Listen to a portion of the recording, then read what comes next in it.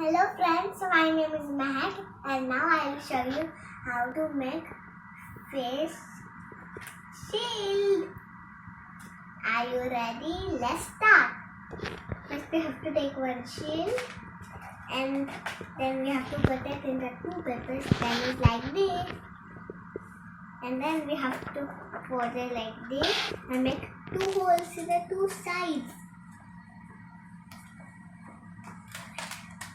And then we have to put and take your glasses and put it in the holes.